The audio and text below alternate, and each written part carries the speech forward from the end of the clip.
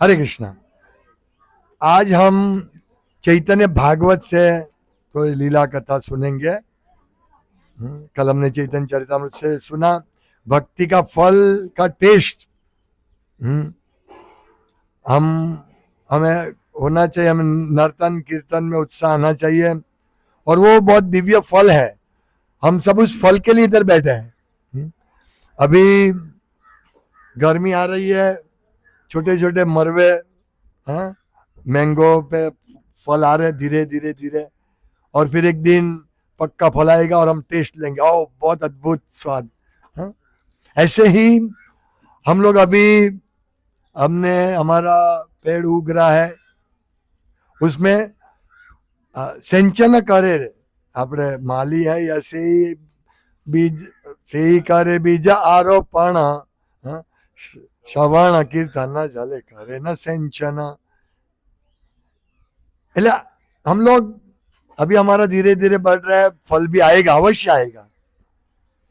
यदि हम श्रवण कीर्तन के जल से हमारी भक्ति लता के पोषण देंगे तो फल अवश्य आएगा। और ये बहुत अद्भुत फल है जिसका हमने कल चर्चा किया था। और जब फल भक्त चखते हैं, क्या है, जब फल चखना मतलब जब उत्साह से नर्तन कीर्तन जब भक्त करते हैं तो चैतन्य महाप्रभु ये देख के बहुत प्रसन्न होते हैं।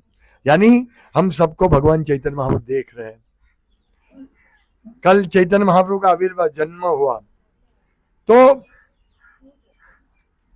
जगन्नाथ मिश्र बहुत प्रसन्न हो गए, सब प्रसन्न हो गए थे।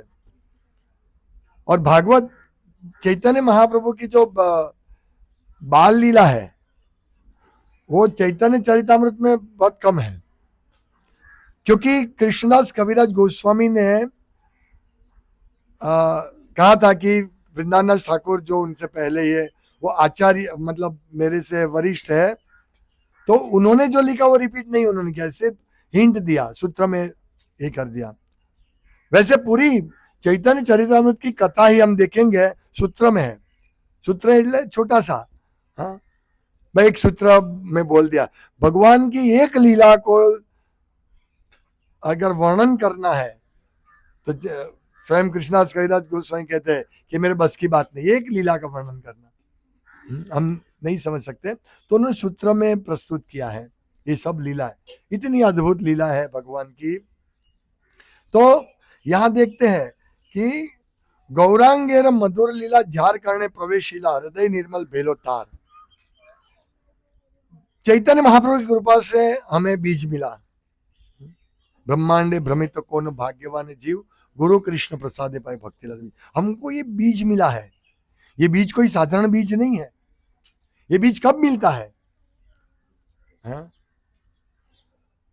कर्मकांड, ज्ञान कांड, योग, ये सब में हम एक्सपर्ट हो जाएंगे, उसके बाद भक्तिलता का बीज मिलता है। तो हमको ऐसे नहीं मिला है। कपिल देव भगवान को देवती माता जी कहते हैं ना, अहो बत स्वपचो तो गरियान यद जीवाग्रे वर्तते नाम तुभ्यम। जिनकी जीवा के अग्रभाग में गौरांग कृष्ण का नाम है, कपिल देव भगवान को बोला देवते आपका नाम जिसके अग्रभाग में है, उन्होंने सब वेद का अध्ययन कर लिया है, सब तप लिया है, तेपुस तपस्ते जुहू शश्नुर आर्या, सभी नदियों में स्नान कर लिया है। सोचिए, तब जाके हमको भक्तिलता बीज मिला है। और हमारे यद जीवा यद तदग्रे जीवा नहीं सोचिए, यद जीव यद जीवाग्रे वर्तते नाम तुभ्यम। आपका नाम मतलब हमारे जीवा में कितना बड़ा हमारा सौभाग्य कि हमारे जीवा में हरे कृष्णा कृष्णा कृष्णा हरे हरे, हरे राम राम राम हरे हरे, ये हमारे जीवन में है। यानी देवती माता जी कहते भागवतम में, ये सही है कि हमने सब नदियों में स्नान कर लिया, सब तप लिया, सभी शास्त्र पढ़ लिए, तो फिर क्यों कहते कि पढ़ो भागवत पढ़ो? पर ये है, पर क्यों पढ़ना है मालूम है? क्योंकि वो नाम अभी हम लोग नाम आया है जीवा पे, पर अपराध हो रहे हैं, और अपराध होने के कारण से हमारा नाम का जो प्रभाव तो है, नाम का प्रभाव, पर हमारे ऊपर इसका असर नहीं होता है। इसीलिए वो शक्ति प्राप्त करने के लिए अपराध से कैसे बचे और रिपीटेडली नाम कैसे करें। यदि देखिए आप जो नए लोग नाम लेते हैं, नए बिल्कुल, तो एक माला कहते हैं, उसको पूछते भाई नाम लेते हो, नहीं नहीं हमारा मन में चलता है, वो नहीं कर सकते, अपराध की वजह से वो नहीं कर पाते। हाँ? तो लेकिन हम क्यों कर पाते हैं? क्योंकि भगवान की कृपा है, चैतन्य महाप्रभु की कृपा है, हम शास्त्र पढ़ते हैं, इसीलिए नाम तो मिला हमारे जीवा पे, पर उसको टिकाए रखना। माया पकड़ के खड़ी है, माया पकड़ के खड़ी, हमारे राह देख रही है, जैसे हम ढीले पड़ते हैं माया पकड़ लेते हैं।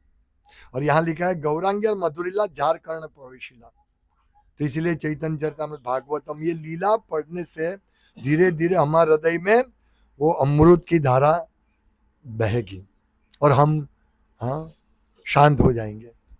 मतलब समस्या है अभी हम मंद सुमंद मत्यो मंद भाग्या उपद्रिता, हम सब उपद्रिता है। एंजाइटी, कोई कारण नहीं एंजाइटी होती है ना? हम सबके जीवन में ऐसा ही है, सतत हम चिंता में है, सब लोग उपद्रिता है। तो इसकी वजह से हम कलयुग के जीव है, ये सब की वजह से हम लोग चैंटिंग ठीक तरह से नहीं कर पाते। आप सब मार करते हैं, हम जब करते हैं तुरंत एक विचार आते हैं, दूसरा विचार, तीसरा, मैं बोलता हूँ विचार लिख देने का तो थोड़ा जाए, पर दूसरा हजारों विचार है हमारे में, कहीं कितना विचार है, सबको हजारों विचार आते हैं। तो हमें बहुत ध्यान रखना पड़ेगा। अगर हम ध्यान नहीं रखेंगे तो वास्तव में वो कर्ण में प्रवेश नहीं करेगा। इसीलिए अपराधों से बचने, इसीलिए हम चैतन्य महाप्रभु का नाम लेते हैं। विजय नित्यानंद प्रभु पूछते थे, बाद में वो प्रश्न लेंगे। तो भगवान की जो लीला है इतनी मधुर है, जैसे जिसके अग्रभाग में भगवान का नाम, जीवा के अग्रभाग में भगवान का नाम होता है, वो पुण्यशाली है। तो चैतन्य महाप्रभु जब प्रकट हुए तो रोते थे। भागवत में पूरा विस्तार से लिखा है।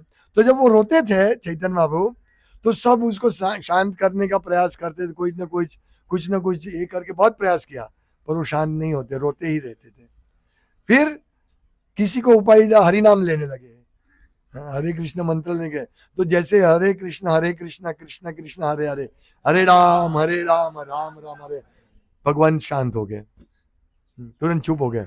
तो फिर तो ये मजा आ गई सब औरतों को वहां, जैसे ही भगवान रोते वो चालू हरे कृष्ण मंत्र चालू कर देते हैं। तो इस प्रकार ये लीला भगवान की, देखो ये युग धर्म का प्रवर्तन करना है, ये उन्होंने संदेश दिया कि आप सब लोग हरे कृष्ण जप करते रहो। अगर हम हरे कृष्ण नहीं बोलेंगे तो भगवान रोएंगे, है ना? कितनी अच्छी लीला हमको समझा रहे। ये चैतन्य चरितामृत में भी है, चैतन्य भागवत में इसका विस्तार से वर्णन है। तो इस प्रकार भगवान ये एस्टैब्लिश करते हैं कि आप हरि नाम लो, हरि नाम। इसीलिए प्रवर्तन, ये हरे कृष्ण महामंत्र का प्रवर्तन करने के लिए चैतन्य महाप्रभु का आविर्भाव हुआ था। आप सोचिए यदि गौर न होते की होते, सच में हम इतने पापी, हमको तो मालूम ही नहीं। कल परसों मेरा फ्रेंड पूछ रहा था कि आपने होली प्रगटाई। अरे इस्कॉन मंदिर होली कब प्रगटाने वाले हैं? होली, हम लोग होली नहीं प्रगटाते, न तो हम कलर खेलते हैं, हम तो गौरांग का अभिषेक करते हैं लाल पीले जूस, फ्रूट जूस से। तो इस प्रकार ये हमको ये बुद्धि कहाँ से आई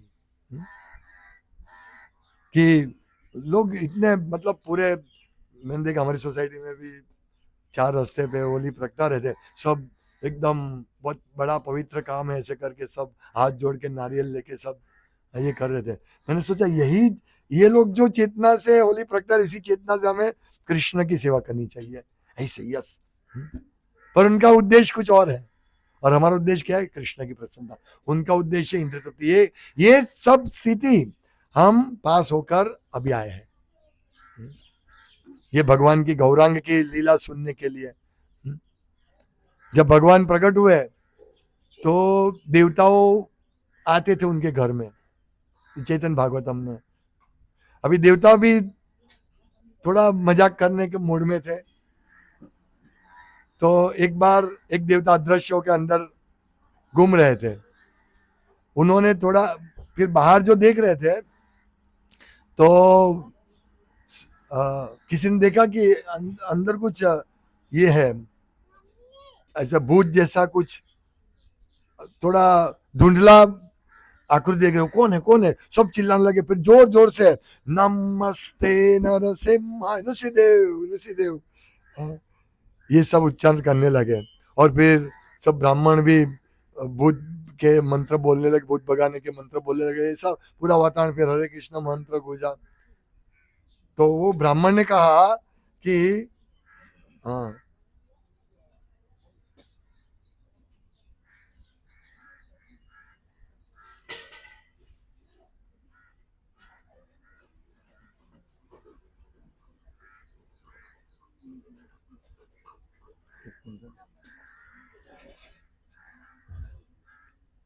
चैतन्य भागवत के 4थे अध्याय की लीला है। तो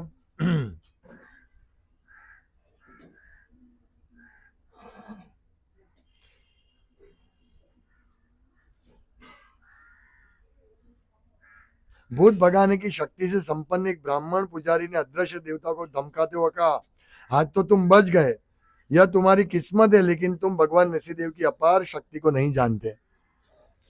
मतलब देवता मजाक कर रहे थे, और एक बार सब देवता वहां अंदर अदृश्य रूप से थे, और बहुत अंदर से शोर आने लगी। तो सब बोले चोर चोर चोर, अंदर चोर है, ऐसा करके। तो इस प्रकार देवता आके वो भी मस्ती करते थे। मतलब भगवान इतने केवल आनंद कंद, भगवान आनंद के कंद है। और जब जो व्यक्ति भगवान के साथ जुड़ते हैं वो भी पूरा आनंदमय बन जाता है।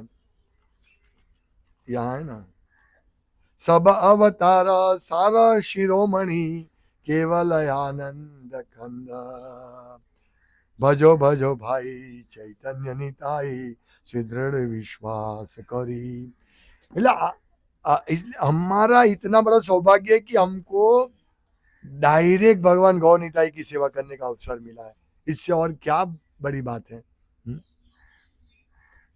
और हमारा हमारा लक्ष्य क्या है? गौरांगा बलिते हबे पुलका शरीरा, हरि हरि बलिते ना याने बाबे नीरा। हमारे आचार्य कितना अच्छा हमको, मतलब कितना अच्छा ये सब सॉन्ग है जो भाव में पूर्ण रूप से है, हमको भाव विभोर करते हैं। बहुत सारे हमारे गुजराती भजन भी है, हाँ? लेकिन ये जो आचार्य जो लिखते हैं भजन, वो पूरे शुद्ध भक्तिमय भाव से लिखते हैं। इसीलिए हम लोग आचार्य के ही भजन सुनते हैं, हाँ?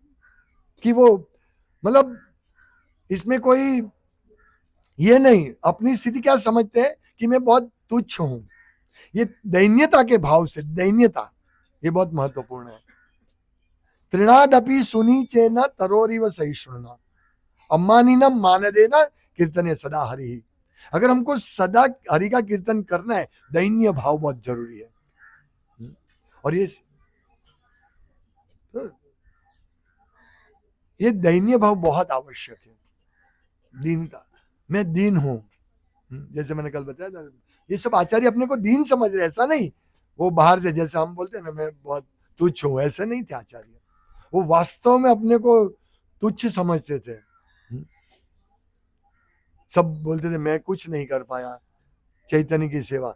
जब श्रील भक्ति सिद्धांत सरस्वती गोस्वामी महाराज के गुरु महाराज श्रील गौर किशोरदास बाबा जी महाराज, उन्होंने लास्ट में उनके शिष्य सो कॉल्ड डिसाइपल, वो गौर किशोरदास बाबा के शरीर को बांध के, उनके देह गमन के बाद बांध के खींचने वाले थे। तो भक्तिजन महाराज आए, बोले क्या कर रहे तुम लोग? बोला गौर किशोरदास बाबा जी महाराज ने कहा था, हमारे गुरु महाराज ने कहा था कि मैं मरने के बाद मेरे शरीर को रस्सी से बांध के पूरे नवद्वीप में घुमाना। ये भक्ति, रुको, किसी का अधिकार नहीं, मेरे गुरु है, सिर्फ मैं इसके शिष्य हूं, तुम कोई नहीं गुरु है। तो पुलिस को भी बुला लिया था, बहुत बड़ा इश्यू था। तब भक्तिजन महाराज ने कहा ठीक है, यदि कोई एक दिन, यदि आप सब लोग हो सन्यासी वैरागी हो ना, यदि किसी ने एक दिन का ब्रह्मचर्य व्रत का भी पालन किया, वही उनको छू सकते हैं, उनके शरीर को, कोई आगे नहीं आया। एक वीक, एक साल, एक महीने कोई आगे नहीं आया। मतलब एक महीने तक किसी ने भी यदि ब्रह्मचर्य का पालन किया है तो वो कोई नहीं आया। जब बाद में भक्ति जन महाराज को पूछा कि कोई गलती से मतलब झूठ बोल के आया, तो बोला मुझे सब पता चलता है। कहने का तात्पर्य कि ये आचार्य क्या कहते हैं कि मैं तो तुच्छ हूं, मैं क्या गौरांग की सेवा की, मैंने क्या किया, इसीलिए मुझे घसीटते ले जाना, ये मेरा शरीर कोई काम का नहीं है। इसको लोगों को मालूम पड़े कि ये बिल्कुल बेकार आदमी था। तो ये आचार्य अपने आप को ये समझते थे। तो हमें यही समझना चाहिए, हम तृणादपि सुनीचे न, हमें तृण से भी नम्र बनना है। कृष्णदास कविराज गोस्वामी कहते ये जो श्लोक है तीसरा, तृणादपि सुनीचे न, अपने गले में तावीज बना के पहनना चाहिए। ये बहुत महत्वपूर्ण श्लोक है, हमें प्रयास करना चाहिए। देखिए हमारी भक्ति से ही भगवान प्रसन्न होंगे और हमारे में सभी देवताओं के गुण आ सकते, ये सब गुण आ सकते। तृण से भी हम अधिक नम्र बन सकते, कब? भगवान की कृपा से। लेकिन हमारा प्रयास भी होना चाहिए, हमारा प्रयास, हाँ, कि हम अच्छी तरह भगवान की सेवा करें, अच्छे भाव से भगवान की सेवा करें, ये हमारा प्रयास होना चाहिए। तो भगवान बहुत प्रसन्न होंगे। ये अगर हम इस प्रकार से, तो हमारे जो कान है उसमें भगवान की लीला प्रवेश करेगी, नहीं तो कान में प्रवेश नहीं करेगी भगवान की लीला। और भगवान की लीला सिर्फ चैतन्य चरितामृत, चैतन्य भागवत, भागवतम ही नहीं है, भगवत गीता, ईशोपनिषद, ये सब भगवान की लीला है। ईशोपनिषद में भी हम प्रार्थना करते हैं ईशोप कि भगवान आपका ये जो दिव्य तेज है वो दूर कीजिए, ताकि मैं आपका मुंह कमल का दर्शन कर सकूं। ब्रह्म ज्योति, हिरणमय तेज भगवान का। तो ये बात है, हमें भगवान के दर्शन करना, भगवान को समझना, ये दैन्य भाव, तृणादपि सुनीचेन के भाव से ही हम आगे बढ़ सकेंगे। और तब ये सब हमारे में ये लक्षण प्रकट होंगे। जैसे मैंने कल बताया था कि हम चैतन्य चरितामृत पढ़ते, भाव से पढ़ना चाहिए, ऐसा नहीं रिपोर्ट भेजने के लिए नहीं पढ़ना है।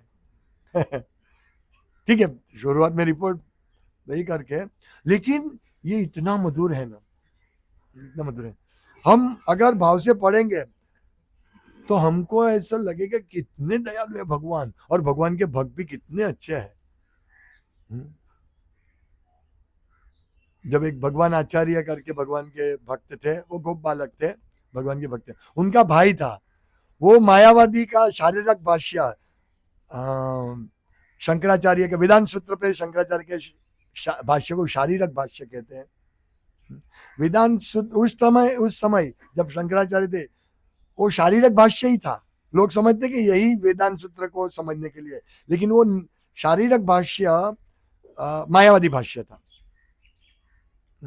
उसके बाद हमारे आचार्य आए, रामानुजाचार्य आए, उन्होंने शुद्ध द्वैतवाद दिया।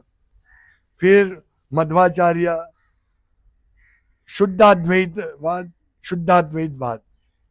फिर विशिष्ट द्वैतवाद और द्वैताद्वैतवाद, ये चार और आए भाष्य, और चैतन्य महाप्रभु का अचिंत्य भेदाभेद तत्व। इस प्रकार वेदांत सूत्र को देखिए, चार आचार्य और हमारे चैतन्य महाप्रभु, उन्होंने वेदांत सूत्र का भाष्य, और ये भाष्य की कमेंट्री है श्रीमद् भागवतम। आप सोचिए हमारे पास अगर शारीरिक भाष्य होता तो क्या होता। तो वो उनका भाई शारीरिक भाष्य पढ़ के वेदांत सूत्र उससे समझा। तो वो आए और उनके भाई ने बोला, देखो ये मेरा वेदांत दर्शन किया है, हाँ, वेदांत पढ़ा है, दर्शन पढ़ा है, तो आप उनसे सुनिए। तो सबसे पहले तो स्वरूप दामोदर गोस्वामी, उनसे ही कोई भी बात होती है जाते हैं तो उनको डांटने लगे कि वो मायावती का संग करते, और मायावती का संग करके बड़े से बड़ा भक्त भी सन्यासी का भी पतन हो सकता है। मायावादी भाष्य सुनी जाए सर्वनाश।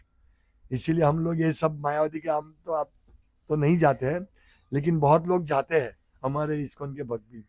उनको ऐसे इसमें क्या अच्छी कथा करते हैं, बहुत अच्छी कथा करते हैं, लेकिन वो मायावाद को हमें बहुत सावधान, मायावादियों से सावधान रहना चाहिए। तो भगवान आचार्य ने कहा कि हम तो भक्ति करते हैं, हमको तो मालूम है भगवान, ये हमारे सामने चैतन्य महाप्रभु कृष्ण को हम मानते हैं, तो हमारा पतन नहीं हो सकता होगा। उन्होंने ऐसा बोला। तब शरद दामोदर गोस्वामी कहा कि आपका पतन नहीं होगा, वो ठीक है, चलो आप आगे बढ़े हुए हैं। पर जब उसमें ऐसा शब्द आता है कि भगवान निराकार है, ब्रह्म सत्य जगत मिथ्या, ये भगवान ने बनाई हुई जगत मिथ्या है, तो ये सुन के कौन भक्त के हृदय का फटेगा नहीं। अगर कोई बोलता है भगवान अंधे है, भगवान निराकार, तो हमको भी ऐसा लगता है ना, भाई शांति रखो, भगवान निराकार, तुम्हारा बाप निराकार था, तुम्हारा कोई दादा निराकार था, हम तुरंत बोलते हैं ना उसको, क्योंकि हमें अच्छा नहीं लगता है कोई भगवान को निराकार कहे तो। तुम्हारा आकार, तुम्हारे बाप का आकार, तुम्हारे दादा का आकार, और भगवान निराकार, हमको अच्छा लगता है कोई निराकार बोलते हैं। हाँ, क्योंकि भगवान का आकार है। ब्रजेंद्र नंदन बांसुरी बजाने वाला त्रिभंग, कितना सुंदर ललित माधव, सुंदर माधव, कितने सुंदर भगवान है, और तुम बोलते निराकार हो, कितना गलत है। तो ये भक्तों को अच्छा नहीं लगता है, इसीलिए बोला, इसीलिए मायादेव का संग नहीं करना चाहिए। तुम शुद्ध भक्त हो तो भी। तब वो समझे और उन्होंने भगा दिया, जाओ भाई तुम गांव चले जाओ, उनके भाई को। तो इस प्रकार से हमें समझना है। तो ये जो भगवान की लीला है, हम देखो, माया निर्विशेष शून्यवादी पाश्चात्य देशधारी, निर्विशेष मायावादी, शून्यवादी, शून्यवादी मतलब बौद्ध, वेद न मानी लो, और बौद्ध वेद को जो मानते नहीं वो सब अभक्त है। तो बुद्ध के अनुयायी सब अभक्त है, अभी हम देखते हैं ना। भगवान बुद्ध स्वयं भगवान थे, कृष्ण, पर वो सब चैतन्य चरितामृत में समझा, बहुत अच्छी तरह समझा है। भगवान बुद्ध आए वो हिंसा रोकने के लिए, सब लोग, ब्राह्मण लोग भी यज्ञ के नाम से पशु का बलिदान करते थे, और इस प्रकार पूरा धर्म फैला था। तब भगवान बुद्ध आए, बोला मैं, अगर वेद में लिखा है कि पशु का हत्या होनी हो, पशु का बलिदान हो, तो मैं वेद को मानता नहीं, वेद नहीं है। भगवान अपने रूप से सबको आकर्षित किया, अरे ये बहुत अच्छे बोल रहे हैं। और हालांकि उन्होंने शून्यवादी फिलोसॉफी दी, पर उनसे आकर्षित, उनके संग में आकर उन्होंने सबको प्रभावित किया, बौद्ध उनके रूप से। फिर शंकराचार्य आए, शंकराचार्य भी, तो शंकराचार्य के भी मायावादी भाष्य भी ऐसा नहीं है, वो भगवान की इच्छा से आए। तो उन्होंने बौद्ध के जे भाई आत्मा नहीं है उसको वापस लाने के लिए उन्होंने वेद को एंट्री दिया, पर उन्होंने निर्विशेष मायावाद का, कि भाई भगवान और हम एक है, केवल अद्वैतवाद, केवल अद्वैतवाद, एक ही है, लेकिन हम भगवान ही है, निराकार भगवान ही है, लेकिन हम अज्ञान से आ गए, इसीलिए हम माया में अभी फंस गए, इसलिए अभी हम माया है, हम सब माया, हम सब भगवान है। ये उनकी फिलोसॉफी शंकराचार्य की। अभी हम भगवान है और हम तब करेंगे, ये करेंगे, फिर हमें ज्ञान आ जाएगा। अभी हम अज्ञान में कि मैं शरीर हूं, अभी अज्ञान में, जैसे ज्ञान दूर हो जाएगा हम भगवान बन जाएंगे।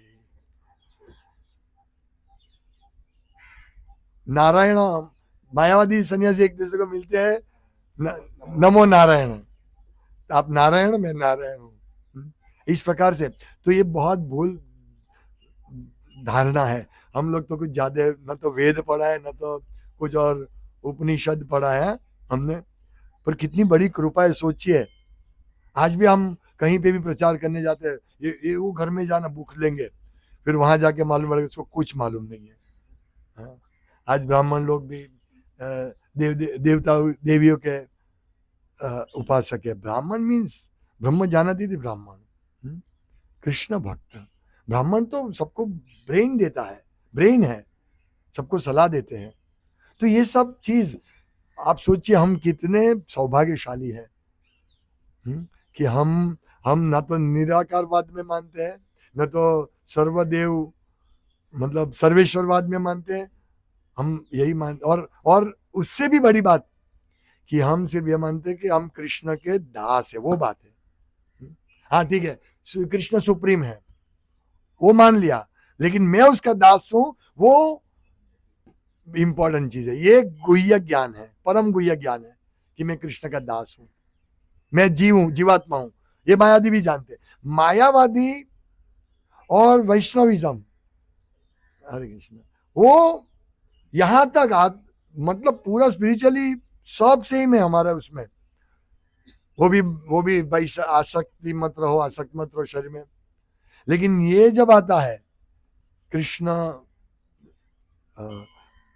साकार है, बस वही से चेंज हो जाए, वाह बहुत बड़ा चेंज। हाँ? कौन स्वीकारेगा? कहाँ दिखता है? हमको तो दिखता नहीं है। हाँ? सत्य शोधक सभा वाले को बुलाओ, कहा है तुम्हारे कृष्ण इधर बैठ के तुम कर, दिखता है तुमको कृष्णा? यस, हमको दिखता, हमें कान के द्वारा दिखता है। जब हम सुनते हैं चैतन्य महाप्रभु की लीला, तब हम कहे हाँ चैतन्य बाबू ऐसा कर रहे हैं, हमको दिख रहा है ना। चैतन्य बाबू कृष्ण जैसे नटखट थे। जो 4 महीने के थे तब वो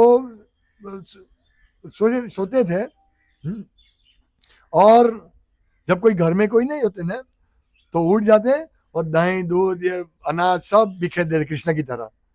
फिर जैसे कोई आते देखते सो जाते थे। तो सोती कौन ये सब कर रहा है? उनको तो मालूम नहीं कि ये कर रहा है नटखट चैतन्य महाप्रभु, निमाई, नटखट निमाई। तो सब देखते थे, कौन करता होगा? सब सोच में पड़ गए। हो सकता है कोई राक्षस आया होगा, भूत प्रेत आया होगा और इसको परेशान करने का कोशिश किया होगा निमाई को। और जब निमाई परेशान नहीं हुए, हाँ, विष्णु की कृपा से, देवताओं की कृपा से, तब वो ये सब बिखर के चला गया। कितने दिनों तक ऐसे ही सोचते रहे, उनको मालूम नहीं रहस्य क्या है। तो ये सब इतनी मधुर लीला कौन आस्वादन करेगा? निराकारवादी नहीं कर पाएगा, क्योंकि वो बोलते हैं कि भगवान का नाम भी वो लोग नहीं लेते हैं, वो परमात्मा बोलते हैं, कृष्ण नहीं बोलते हैं। लेकिन अभी के निराकारवादी को मालूम ही नहीं है निराकार, मतलब वो निराकार को मानते हैं, पर उन्होंने तो वेद पढ़ा है, इसलिए वो नाम लेते हैं तो उनका कल्याण होता है। तो इस प्रकार से भगवान की लीला, वो लोग ये मानते भगवान का नाम जो है जड़ है। वो क्या सोचते मालूम है? ये भौतिक जगत में सब कुछ वेराइटीज है, और आध्यात्मिक जगत उसके उल्टा है। यहां सब वैरायटी है, वहां कुछ वैरायटी नहीं है। अरे भाई हमारे पास बहुत वैरायटी है। एक बार अगर हम आध्यात्मिक जगत में जाएंगे, हम बैठे नहीं रहेंगे। सतत सेवा में इतना दिन रात। हम देखते हैं ना, गोप बालक गोपियां पूरा दिन, जब भगवान गोचारण में जाते हैं, कृष्ण को पैर में लगा होगा, उसके पैर कितने कोमल है, कंकर कंडे लगा होगा। इस प्रकार ये सर्वोच्च योगी बनते हैं। भक्त ऐसा है, वो सोच सोच कर, मतलब उसको कुछ दिखता ही नहीं। जैम युगाहितम निमेषेण शून्याहितम जगत सर्वम गोविंद विरहेण में। इतने मधुर भगवान को कौन स्मरण नहीं करेगा? कौन स्मरण नहीं करेगा? कितने मधुर भगवान है। इसीलिए हमको रेगुलर इस प्रकार से शास्त्र सुनना चाहिए, जिससे हमारा परम कल्याण हो। ये हमारा बहुत बड़ा सौभाग्य है। इस प्रकार गीत गा, हमें ये भजन भी जब गाते हैं हृदय से गाना चाहिए। ये भजन भी जो कल गाया था, जो ऐसा लगता है तो सामान्य भजन, श्री कृष्ण चैतन्य प्रभु दया करो मोरे, तोमा बिना के दयालु जगत संसार। कितने दयालु है हम उनकी दया का विचार ही नहीं कर सकते। कोई हमको बोले इधर आ, हाँ क्या बोलिए, ये लो ये इसमें पूरा सोना भरा हुआ है, अभी कोई मिल नहीं रहा, तुमको मैं दे रहा हूँ। हाँ, पूरा सोना भरा हुआ है, अभी तो सोने का दाम बढ़ रहा है, ईरान युद्ध चल रहा है, सोने का दाम बढ़ेगा बढ़ेगा बढ़ेगा। और हमको इतना सोना पूरा भर के दे दिया। अभी भगवान चैतन्य महाप्रभु ने जो हमको दिया है हमारी गुरु की कृपा से, वो तो ये सोना कुछ नहीं है, कुछ नहीं है। इतना सोना इतना दिया है हमको, लेकिन हमको रियलाइज करना पड़ेगा। और जैसे जैसे हम भक्तिमय सेवा करेंगे हमारा रियलाइजेशन बढ़ेगा, जैसे जैसे हम करेंगे सेवा। और हम भगवान को खुश देखना चाहेंगे। जैसे वो जब चैतन्य महाप्रभु रोते थे, निमाई रोते थे, तब सब स्त्री उनको प्रसन्न करने के लिए, फिर स्त्रियों को भी मजा आ गई। तो कितना, आप देखिए, अभी विष्णु दामोदर का छोटा लड़का माधव आया तो कितना खुश हो गया, माधव लड़का आया, सब प्रसन्न हो गए। फिर उसको हंसाने का प्रयास करते हैं ना सब। कल मैं इसको बोला तो हंस पड़ा मेरे सामने, कितना अच्छा लगता है। रोता है तो अच्छा नहीं लगता है बच्चा। तो ये भगवान इस प्रकार लीला करते, एक सामान्य बालक जैसी लीला कर रहे कि रोते रोते और सब हरिनाम लो। तो स्त्रियों को मालूम पड़ गया कि अब ये हरिनाम लेना है। तो इसी प्रकार हमको भी मालूम पड़ गया है कि भगवान की भक्ति करनी है तभी भगवान प्रसन्न होंगे। तभी हम नहीं करेंगे, बोल सेवा करेंगे तो भगवान प्रसन्न होंगे, तो हम सेवा करेंगे। ये इसको बोलते हैं गौरांगेर मधुरिला जार करने प्रवेशिला हृदय निर्मल भेलोतार। तो हम ये अंडरस्टैंडिंग पे आएंगे कि सेवा करने से हमारा हृदय शुद्ध होगा,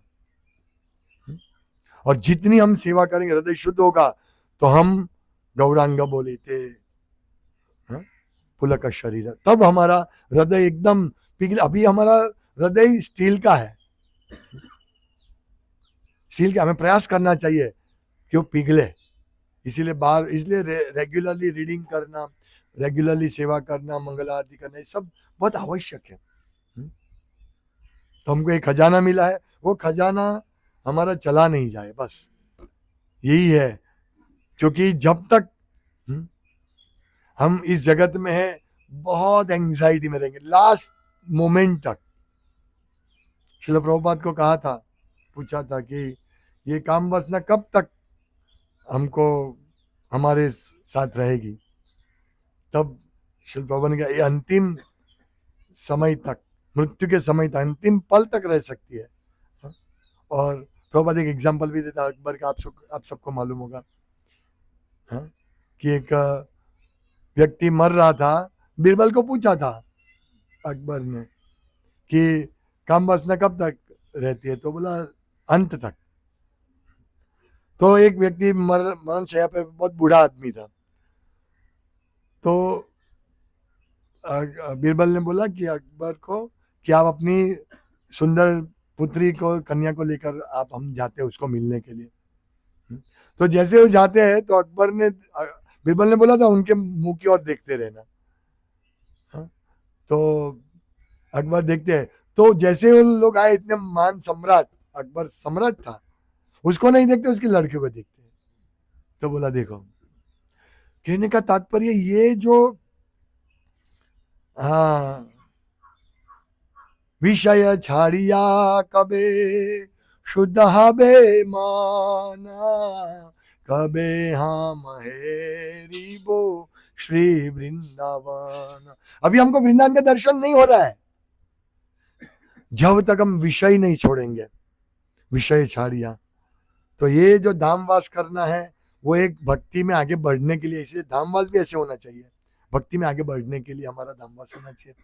तो ये सब चीज है, छोटी छोटी चीज है, उसको ध्यान रखेंगे, इस प्रकार लीला को समझेंगे, हमारे कर्ण में प्रवेश करके हमारे हृदय में उसको लेंगे, तब जाके हम वास्तव में समझ पाएंगे और हम भगवान की सेवा कर पाएंगे। बाकी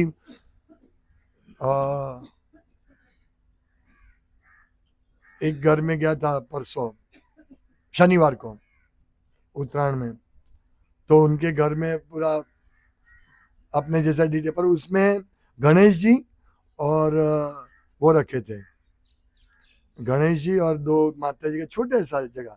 मैंने तुरंत पद्मनाभ दामोदर को बोला ये क्यों इस मंदिर में है, मतलब लोगों को पूर्ण विश्वास नहीं है।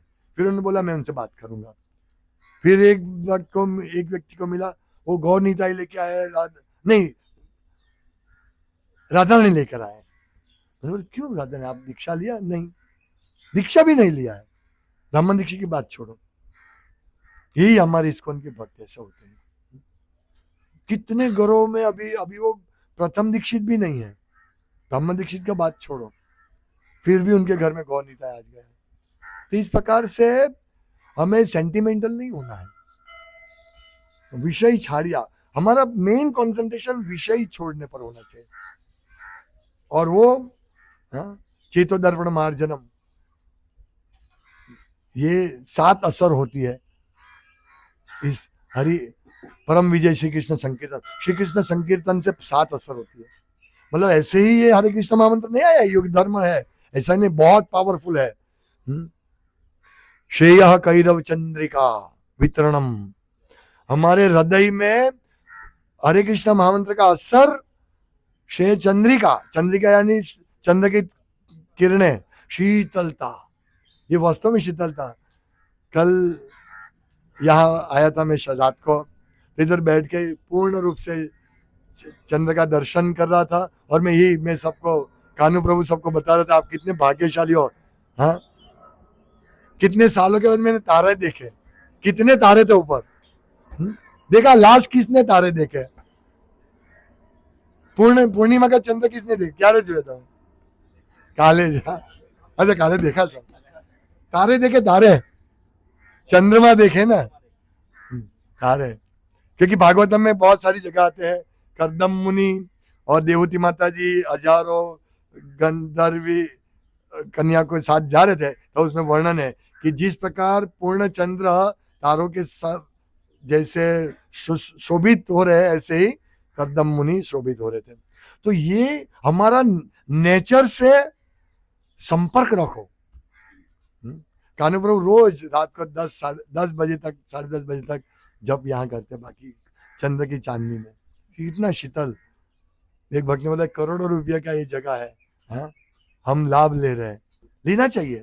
तो इस प्रकार हमें हमारा समय, हमारा रात को तो क्या है, मोबाइल होता है रात सोते तक, धीरे धीरे इससे निकलो बाहर।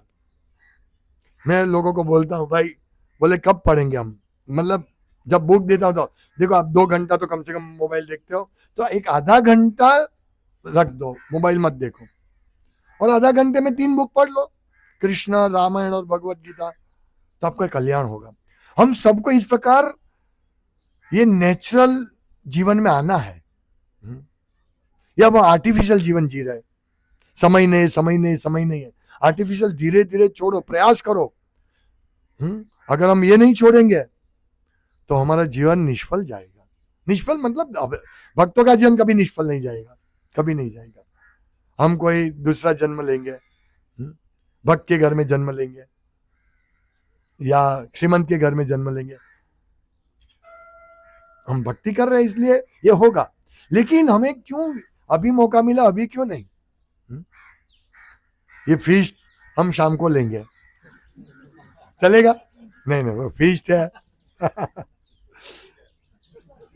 हाँ, बिगड़ जाएगा।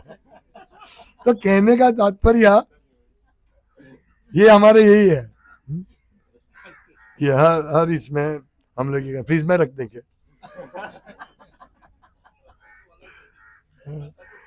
हमारा घर ले जाइए,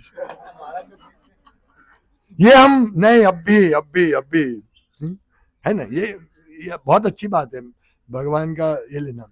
लेकिन इसी भक्ति में भी ऐसा, अभी इसी जन्म में मुझे भगवान के पास जाना। अभी जैसे हमने भगवान की बाल लीला सुनी, तो हम देखना भी चाहते हैं, यदि तो हम लोगों को ट्रांसफर कर दिया जाएगा जहां चैतन्य महाप्रभु और कृष्ण भगवान का जन्म होने वाला होगा। उसके बाद हम वैकुंठ या कृष्ण लोक में जाएंगे। इसलिए प्रैक्टिस कराएंगे, नेट प्रैक्टिस करनी पड़ेगी। कैसे? तो पहले धोती का प्रैक्टिस हम कर रहे हैं, अभी सब भक्त धोती पहनते हैं, मोस्ट ऑफ सभी भक्त, ये प्रैक्टिस तो हो रहा है। ये तो अभी ड्रेस कोड तो आ गया धीरे धीरे धीरे, हाँ? फिर धीरे धीरे पूरा जीवन भर ड्रेस कोड यही रहेगा। फिर धीरे धीरे चैंटिंग, सेवा, अभी सेवा की भावना डेवलप होनी चाहिए। और वो इसके लिए हमारे कृष्ण, हे भगवान कृष्ण, हे श्रीमती राधा, हे भगवान बलराम, राम, मुझे अपनी सेवा में लगाओ। क्यों? क्योंकि अभ्यास करना है, वैकुंठ जाना है तो सेवा करनी पड़ेगी। हाँ? वो ऐसा नहीं सोने के विमान में उड़ते बैठ के हाँ बहुत मजा आ रहा है, नहीं। वर्णन है ना भागवतम में, हमने इसमें भागवत में वर्णन देखा ना, जब वैकुंठवासी अपनी सुंदर कन्या को लेकर जा रहे हैं और मार्ग में बहुत सुंदर बगीचा है, हाँ? और उसमें सुंदर सुगंध आ रही है, पर उनका ध्यान न तो अपनी सुंदर पत्नी में है, न तो ये सुंदर बगीचा में है, उनका ध्यान कृष्ण में ही है। यह हमें सीखना है, यह हमें सीखना है। तो इसीलिए इस प्रकार हमें ये सब छोटी छोटी बातों पे ध्यान रखना है। जितना हम इस बातों पे ध्यान रखेंगे हमारी उतनी जल्दी प्रगति होगी। तो इस प्रकार गौरांग भगवान की जे गौरांगेर नाम लई तार है प्रेमोदय, तारे मुहि जाय बलिहारी। तो ये नरोत्तम दास ठाकुर कहते हैं कि जो गौरांग का नाम लेते हैं उसको प्रेमोदय होता है। अभी हमारा नामाभास और नाम अपराध में होता है, इसीलिए शुद्ध नाम भी होगा, हम सब में उदय होगा, लेकिन प्रयास करना पड़ेगा। कोई भी कार्य के लिए प्रयास करना पड़ेगा। तो यदि हम छोड़ देंगे तो ऐसा नहीं होगा। इसलिए मैं सब भक्तों को विनती करता हूँ, बात मत करो। बस मुझे हृदय में दुख होता है, क्यों बात करते हो। इसमें क्या होता है, मतलब हम जब करते हैं ना तो बात करते हैं ना, तो क्या होगा, देखो एक बात किया ना, फिर आपको लगेगा दूसरी बात, तीसरी बात। मेरा एक्सपीरियंस है, मैं जब करता हूँ कि एक बात बोलना चाहता हूँ, अभी बोल नहीं, फिर मैं 1 2 3 राउंड करता हूँ, 2 हरे कृष्णा 2 बार बोला ना, मैं क्या बोलने वाला था भूल जाता हूँ। ये हमारा स्वभाव है। अब अगर आपने एक बात कर ली ना तो फिर उसके पीछे तुरंत दूसरी बात निकलेगी, फिर तीसरी बात, चौथी बात, और इस प्रकार हमारा माला बात की माला होगी। इसलिए मैं सबको नम्र निवेदन करता हूँ, मत बात करो, प्रयास करो। भक्तों के साथ में बैठ के पूरा एटलीस्ट ये टाइम में तो ये मत करो, फिर बाद में ये करो। तो एक बार हमारा ऐसा मूड हो जाना चाहिए कि नहीं, बात करते तो माला नहीं करनी, बाद में बात करो, फिर हम माला करेंगे। अरे माला करने के बाद तो माला के टाइम माला, हाँ? जब हम सोते हैं तो सोते हैं, प्रसाद लेते हैं तो प्रसाद लेने का थोड़ी सो जाते हैं, हाँ? तो इस प्रकार से हमें ये सब कार्य करना है, बहुत हमारी बहुत प्रगति होगी। देखो हमारे पास सब प्लेटफॉर्म रेडी है, सब कुछ रेडी है, वैकुंठ का विमान भी रेडी है, पर हमें वहां तक जाना है। वो बीच में बहुत उद्वेग, हाँ, अपराध बहुत आएगा बीच में, उसकी परवाह नहीं करनी है। मन उद्विग्न रहेगा, फिर भी हमें भगवान की लीलाओं को, भगवान की भक्ति को, भगवान की सेवा को छोड़ना कोई भी हालत में। आश्लिष्य व पादरतम पिनष्टुमाम, मुझे कितने भी समस्या क्यों ना है, भगवान को नहीं छोड़ना है।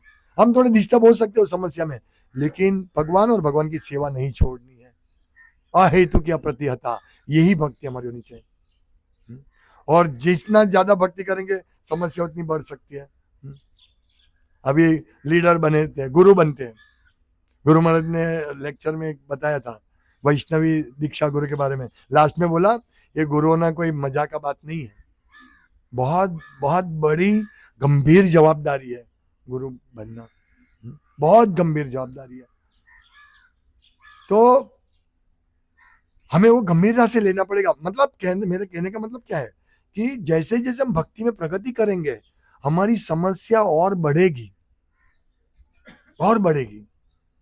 जब हम भक्ति में शुरुआत में थे तब ज्यादा समस्या नहीं होती थी, सब हरि बोल हरि बोल हरि बोल, हाँ वो युगाहितम निमेषेण रोते रोते। मैंने देखा ऐसे नवोदित भक्तों को, आंख में से आंसू निकल, राधा रानी का दर्शन, आ फिर वही राधा रानी के सामने जोर जोर से चिल्लाएंगे। ऐसा तो ये मतलब जवाबदारी बढ़ती है ना हमारी, जवाबदारी के साथ साथ हाँ हमारा चिंता बढ़ता है, जवाबदारी बढ़ेगी ना। अब ये सब माता जी को देखिए भाई लेक्चर जल्दी पता है, हमको भोग बनाना है, चिंता है उनको, है कि नहीं। तो इसी प्रकार जैसे ही हम बढ़ेंगे, हमको तो कोई चिंता नहीं है। आज हम शाम को मंदिर में विसर्जन के लिए जाएंगे, अभी विसर्जन के लिए जाना है, लेट हो जाएगा, इसीलिए तो कहने का तात्पर्य हमारी जवाबदारी बढ़ेगी, कम नहीं होगी, है ना। अभी सेंटर नहीं था तो हम बिंदास थे, कहीं भी जाओ, मंदिर में जाते थे, थोड़ा बहुत इधर उधर सेवा कर लिया। अभी तो ये बड़ी जवाबदारी आ गई, कुछ ना कुछ प्रॉब्लम आते हैं, है कि नहीं। तो ये सब बढ़ेगी जवाबदारी जीवन में। जैसे हम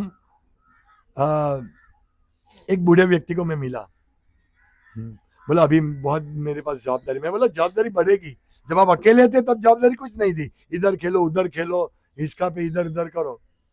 कोई बूढ़े को देखा है इसके पर टेंशन, थोड़ा इसका पे जुम लो ना, अरे नहीं जाने दो ना, घर में ये प्रॉब्लम वो प्रॉब्लम है है कि नहीं। ऐसा ही हमारी भक्ति में भी ऐसा ही है, जितने हम आगे बढ़ेंगे, जितनी हम लीडरशिप बढ़ाएंगे, उतना हमारे पर टेंशन आएगा। ऐसा नहीं बोला यार छोड़ो ये सब, अपना अकेले भक्ति करते हो अच्छा है, ऐसा नहीं कभी बोलना चाहिए। रहो, लगे रहो, कितना, तभी तो गौरांग मिलेंगे ना, तभी तो हम गौरांग बोलते हुए हमारी आंखों में से अश्रु की धारा बहेगी।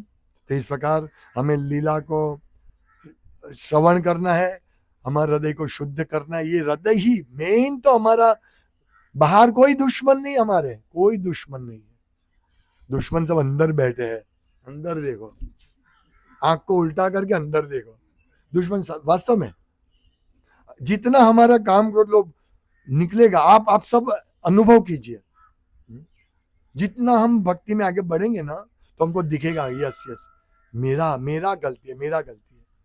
फिर धीरे धीरे धीरे धीरे हम इस प्रकार से अगर दुख दोषानुदर्शनम करेंगे तो हमारा बहुत बड़ा कल्याण होगा।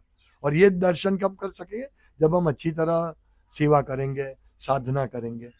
अल्टीमेटली यही हमारे लिए है। वैसे तो हमने साधना सब कर दी, तब जाके हरी ये बीज मिला है। अभी बीज में फल लेने के लिए, बीज से वृक्ष बन के फल लेने के लिए साधना करनी पड़ेगी। आप समझे, बीज मिला वो सबकी वजह से। ये सब नदियों में स्नान किया, ये सब, और किसी भक्त को हमने सेवा किया जानता में, तो इसीलिए हमको ये, जैसे हम जाते हैं, कल विजय दामोदर ने एक व्यक्ति को 5 प्रेमावतार चैतन्य महाप्रभु दिया, तो उस व्यक्ति ने 400 रुपया दिया, तो और दे दिया, और उसने 2 पानी की बोतल दी। अब वो पानी की बोतल से सब भक्तों ने पिया, तो ये उसकी सुकृति हुई, ये उसको भक्तों को पानी पिलाया ना। आप समझिए, लाखों हॉस्पिटल बनाने से ये सुकृति नहीं मिलती, भक्तों को प्रसन्न करने से वो सुकृति मिलती है। अभी वो उस सुकृति की वजह से वो व्यक्ति को भक्ति मिलेगी। हमको ऐसे ही सुकृति से हमारा भक्ति लता का बीज मिला है। तो इस प्रकार हमको इसको स्फुरित करके फल, अभी जो साधना कर रहे वो सबसे मिल गया हमको भक्ति का फल, भक्ति का बीज, और भक्ति का बीज से हमको भक्ति का फल प्राप्त करना है। नहीं तो इधर उधर पूरे घूमते रहेंगे, घूमते आ ब्रह्म भुवना लोका पुंदावर्तिनो अर्जुनो, सत्य लोक से पाताल तक घूमते रहेंगे, स्वर्ग लोक में अप्सरा के साथ डांस करते रहेंगे। अच्छा, वहां तो जो गार्डन है, जबरदस्त गार्डन, हमारे ये बोटानिकल गार्डन, चौपाटी का गार्डन सबसे पहले था, हम लोग चौपाटी जाना है। तो ऐसे स्वर्ग का गार्डन, कानन गार्डन, नंदन कानन गार्डन, अप्सरा, ये सब कुछ नहीं है। उससे ऊपर जाएंगे धीरे धीरे, टॉप मोस्ट, तो ये सब चीजें हैं। इसीलिए ये हमारा जो इच्छा है, धर्म अर्थ काम और मोक्ष, तो ये हमारी जो इच्छा है, हमारा धर्म जो है, इसीलिए होना चाहिए कि जिससे हम भक्ति में आगे प्रगति बढ़े। हमारा अर्थ, धर्म से अर्थ मिलता है, और अर्थ से हमारा इंद्रिय तृप्ति, सिर्फ शरीर का पालन पोषण, भक्ति का। अभी हमको अभी देखो, हम लोग यहाँ मंदिर आते हैं, यहाँ आते हैं, प्रसाद सेवा देना पड़ता है ना, तो अर्थ इसके लिए होना चाहिए, धर्म के लिए। अरे धर्म से अर्थ मिला, और अर्थ से हम इस प्रकार काम वासना, काम संतुष्टि करेंगे क्या, जो जरूरियात है भक्ति में आगे बढ़ने के लिए, उसके लिए हम अर्थ का उपयोग करना है, और अल्टीमेटली क्या, हमें भगवत धाम जाना है।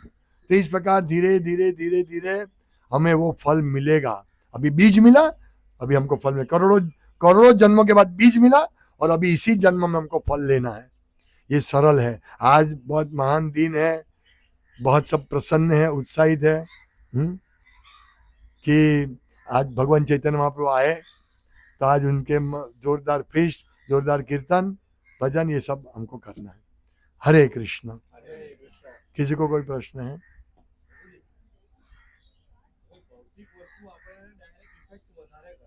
हाँ, હવે તમારી સેવા કરવી તો ચાલશે। હે?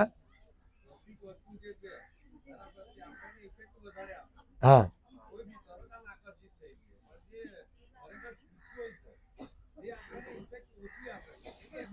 यस यस, हाँ हाँ, यस यस, આમાં રેકોર્ડિંગ કરો જ। हाँ, ओके। प्रश्न ये है कि हम भौतिक चीज से तुरंत आकर्षित हो जाते हैं, लेकिन भगवान की चीज, आध्यात्मिक चीज से क्यों आकर्षित नहीं होते हैं? यही प्रश्न है ना। एक्चुअली कृष्ण भूली से ही जीव अनादिर बहिर्मुख। हम कृष्ण को अनंत काल से भूल गए हैं, और हम इस भौतिक जगत में इंद्रिय तृप्ति कर रहे हैं। समझे आप? अभी हमारी चेतना क्या है? कुत्ते की चेतना है, आहार निद्रा भय मैथुन। और ये प्रैक्टिस अभ्यास है, अभ्यास है। ये अभ्यास की वजह से हमको ये अच्छा लगता है। आप समझो, इंद्रिय तृप्ति अच्छी लगती है, भौतिक इंद्रिय तृप्ति, क्योंकि हमारा अभ्यास यही है। कुत्ते को आप सुना, भाई इधर आ, सुन, कथा सुन, वो नहीं सुनेगा, उसका अभ्यास नहीं है। इसीलिए हम ये सब योनि से, 84 लाख योनि में करोड़ों जन्मों से हम ये इंद्रिय तृप्ति करते आए हैं, और ये एक जन्म में कैसे उसको दूर करना है, आप समझे? इसीलिए हमारा अटैचमेंट उस पर है, हम उससे अटैच है। आज हमारा संबंध है, हाँ भाई 20 साल से, 15-20 साल से हमारा संबंध है, ठीक है। अभी आपको कुछ होगा तो मुझे दर्द लगेगा, हाँ भाई इसको ये हुआ है कि नहीं, अटैचमेंट है। तो ये तो करोड़ों जन्मों से इंद्रिय तृप्ति से हमारा अटैचमेंट है। कहाँ खाना है, कहाँ स्त्री है ये सब, इसीलिए इसको छोड़ना मुश्किल है, मुश्किल है। वो जो आकर्षण, जबरदस्त आकर्षण है, क्योंकि कृष्ण ये यत् तदग्रे विषमीव, ये आध्यात्मिक जगह है। यत् तदग्रे विषमी, विष जैसा लगता है। ये चैंटिंग करना, सुबह उठना, 3:30 बजे उठना, विष जैसा लगता है। अरे सोने दो ना, है ना। लेकिन आप देखो, जो प्रतिदिन मंगला आरती में आते हैं, उन भक्तों को पूछो, उनको बहुत अमृत जैसा लगता है, अमृत जैसा लगता है। समझे आप? यानी अगर हम इसका अभ्यास, प्रारंभ में हमको ये विष जैसा लगे, परिणाम अमृतोपमम्। अभी हमको प्रारंभ में क्या लगता है? यद इंद्रिय संयोगात यद अग्रे अमृतोपमम्। इंद्रिय संयोग से जो सुख मिलता है वो अमृत जैसा लगता है। इसीलिए अभी अमृत को वो लगता है, क्योंकि हम रजोगुण में है, हम रजोगुण तमोगुण में है, इसीलिए रजोगुण अच्छा लगता है, इसीलिए हमको ये सुख अमृत जैसा लगता है, इसीलिए हम लोग इसके पीछे दौड़ते। समझे? और कोई प्रश्न? कल बताया कि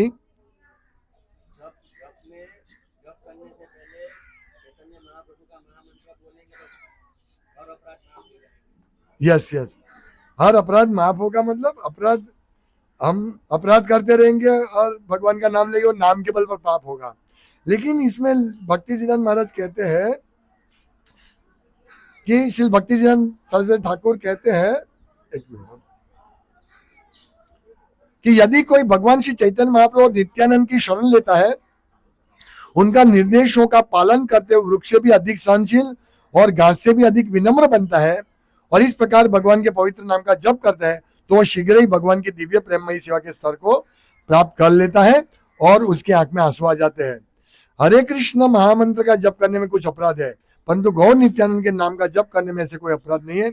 इसीलिए यदि कोई हरे कृष्ण महामंत्र का जप करता है परंतु उनका जीवन पापमय कर्मों से भरा है तो उसके लिए भगवान की प्रेममयी सेवा के स्तर को प्राप्त करना बहुत कठिन होगा।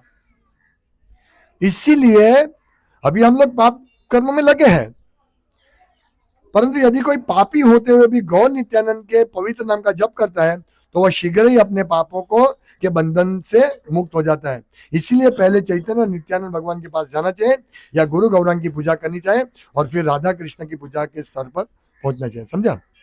तो हम पापी ऑलरेडी है, इसीलिए हम कृष्ण राधा कृष्ण के नाम अपराध से ले पाएंगे, लेकिन भगवान चैतन्य महाप्रभु की दया से हम ये नाम ले पाएंगे। इसीलिए आप समझे ना? पर ऐसा नहीं अभी तो हम भगवान चैतन्य महाप्रभु का नाम लेंगे, अभी कैसे भी माला करो चलेगा, ऐसा नहीं। हमारा प्रयास भी होना चाहिए। भगवान हमारा भाव देखेंगे, नहीं तो फिर नाम के बल पे पाप होना ये अपराध होगा, और ये अपराध की वजह से हमको शुद्ध नाम के प्रति आसक्ति नहीं होगी। हाँ, दुर्दैव दुष्मिहा जनिना अनुरागा, हमको नाम के प्रति अनुराग नहीं होगा।